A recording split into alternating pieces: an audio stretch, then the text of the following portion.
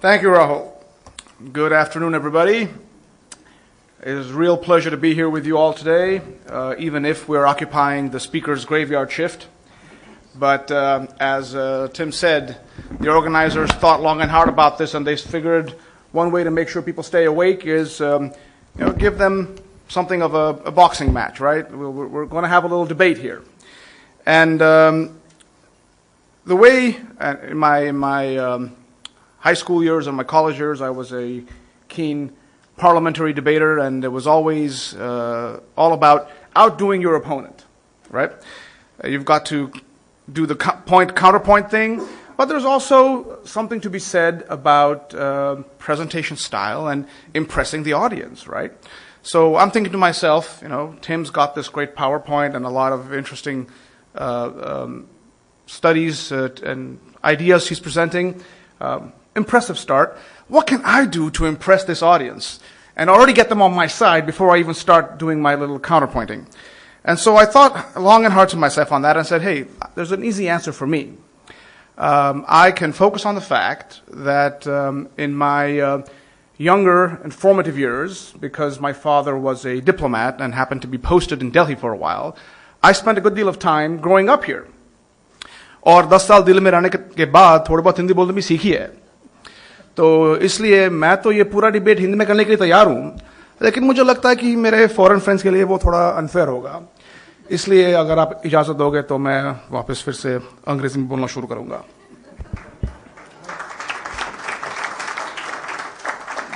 Thank you very much. So first objective met. Let's check that off the box.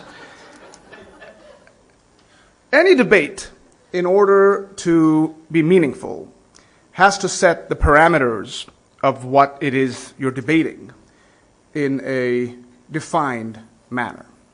And I'd like to suggest that, while certainly not meaning to hit under the belt, so to speak, some of the areas touched upon by my colleague are actually outside the realm of certification with regards to what we can and cannot defend when we ask the question, is certification still relevant? Is it outdated? And to be fair to Tim, he very explicitly said the last part was all about beyond certification. So what I'd like to say to kind of frame my counterpoints is, let's understand what it is we're defending here, right? Certification is not the same thing as a standard, okay? And the difference, if you'll allow me to expound just a little bit, boils down to positive versus normative requirements, right? And positive here is not in the sense of positive and negative, it's just in the sense of this is a thing, a specific requirement, versus normative, which has subjective, moral, societal values attached to it. So you can set standards any which way you want. A standard can be positive, it can be normative, right? But certification, if it is to be done right, cannot be normative. Certification has to be against something that is measurable, a positive standard. Okay? So let's be careful here and not get sucked into the question of certifications fail because they do not let us achieve aspirational goals. Well, of course they're going to fail because they're not meant to do that. Right?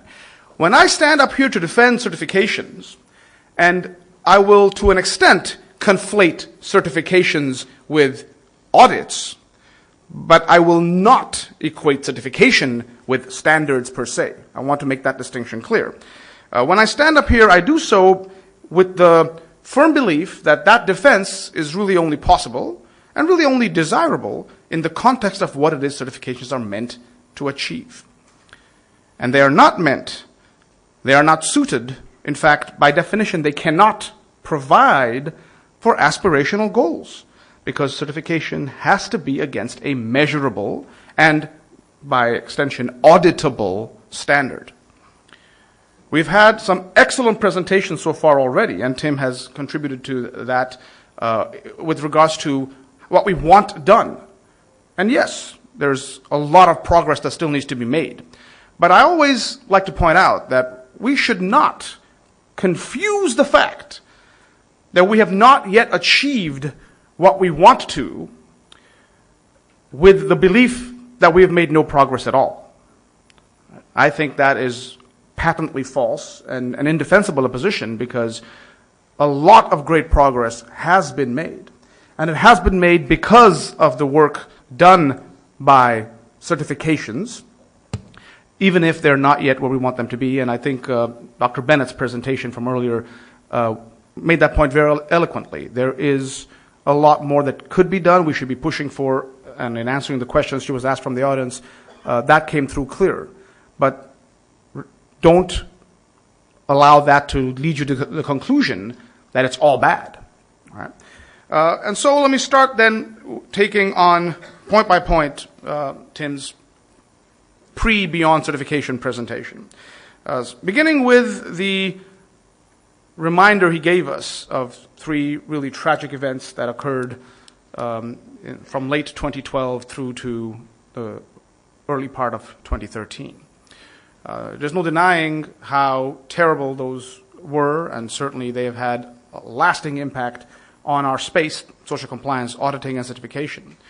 But I'd like to suggest that just because you're able to point out to instances where something did not work does not automatically suggest that every time you try that thing, it's not going to work. Okay. Drawing a conclusion like that would be very similar to me looking at the panelists today and saying, well, we've got a Dr. Bennett and a Dr. Bagre. All doctors must have last names beginning with B. I don't think that's a fair conclusion. I would submit that for every Tazreen and every Ali, and certainly for Rana Plaza, you must keep in mind that we're talking about countries that have thousands of factories, a world that has thousands more. And yes, these were terrible, tragic events that we must never forget and must never allow ourselves to lapse back into a situation where they might be repeated. But they are still not representative of that entire space out there. So, let me present my main thesis, and then I'll double back again to picking up on countering Tim's points. My main thesis is this. And before I say that, let me say perhaps what I should have said at the very beginning, lest Tim start to feel like I'm attacking him personally. I actually don't disagree with most of what he had to say. Right? But it wouldn't be much of a fun debate if I just said that and kind of left it there. So I do need to push back on a few points. But philosophically, when he says, do more than mere auditing, I am in full agreement, full-throated agreement, and absolutely supportive of the idea. What we seem to be differing on is the subtext of do more than mere auditing suggests that auditing isn't helping, doesn't have a role to play, is outdated and irrelevant. That's the point I want to push back on, because it's not outdated and irrelevant. It's extremely important. And at one point, I think, if it were up to me and I were the judge here, I'd submit that he conceded the point when he pointed out that certification is a diagnostic tool. Right? Let us not underestimate the importance of that diagnostic tool, but let us also not impose upon it expectations that it is not meant to deliver. So my central theme then is best encapsulated by a Chinese proverb I heard of a few years ago, and I always use because it's just so evocative. You do not fatten a pig by weighing it. Huh? You do not fatten a pig by weighing it. The act of weighing the pig does not make it fatter. But guess what? In order to make that pig fat, you got to weigh it. Because you got to know where it is to determine what you need to do to get it to where it is at optimal fatness. Or optimal fatity? I don't know, whatever the term is. The diagnostic tool is an extremely important part of that process. So let's understand it for what it is, value it for what it is, and realize that it's not outdated. And guess what? It's never going to be outdated. When they asked me if I wanted to take this defense, I said, sure, no problem. It's the easiest thing to defend, because there's absolutely no way that you're ever going to come to a point where you don't need to know where you stand if you want to decide where you want to get to. How do you get there if you don't know where here is? So in that sense, certification done right, audits, are never going to be outdated. So, in the 5 minutes I've left, let me then tackle the three major points Tim made. The motivational structural concerns he had with the way certification programs are done these days, the factory versus the brand approach, and the lacking systemic approach. The motivational structure is an argument that is routinely made against the way certifications are conducted today, and I, frankly, reject it for a very simple reason. When you look at the economic realities, everyone wants to do this for the minimum cost. I don't think that that cuts one way or the other, because those are just that, economic realities. We live in a world where market economies have become the predominant form of economic action. We tried a few experiments in the 20th century with other kinds of market economies, and there's a few countries that are still holding on to them nominally. But most of them have settled on the fact that price set by supply and demand is the way to go. So that's always going to be there.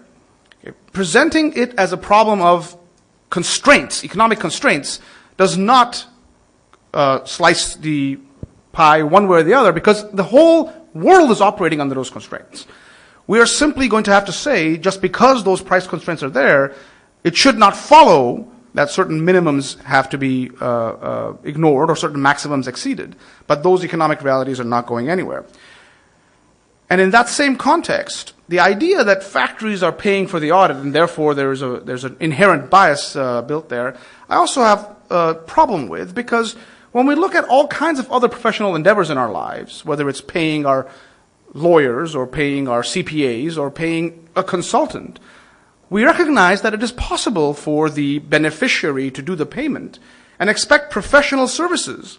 You pay, all corporations out there pay PricewaterhouseCoopers and KPMG and Deloitte Touche to do their accounts, and that model has not collapsed in its entirety. There have been abuses of it, but again, the reality is that pointing out to cases where a system has failed as examples does not implicate that the system as a whole is indefensible.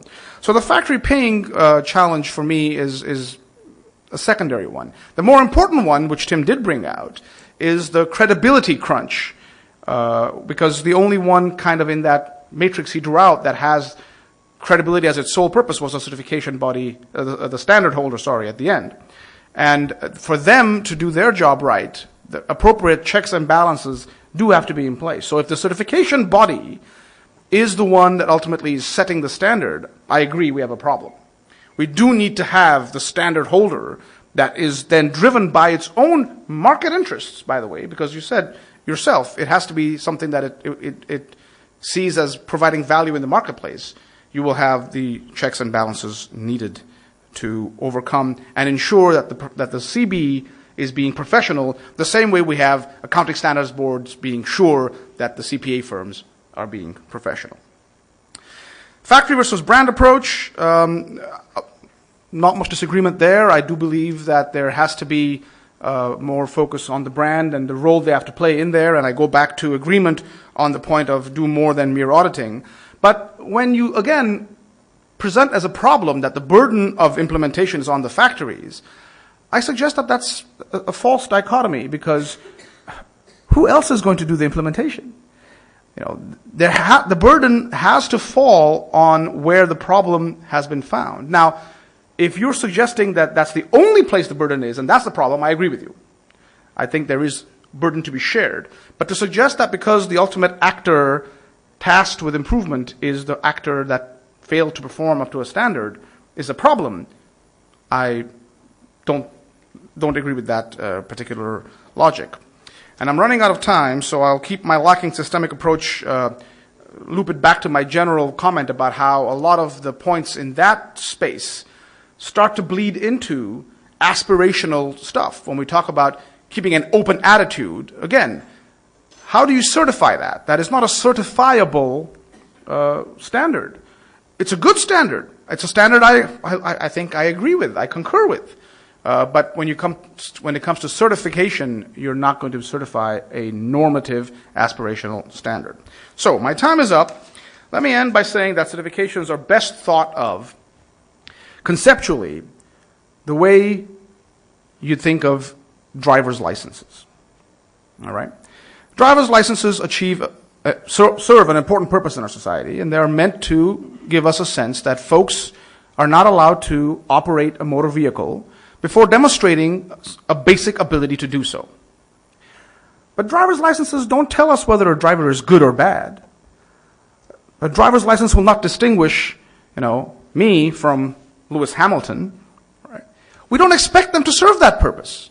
We expect them to serve the purpose of satisfying a minimum standard, not a aspirational greatness standard. Minimum standards. That is what certifications are suited for.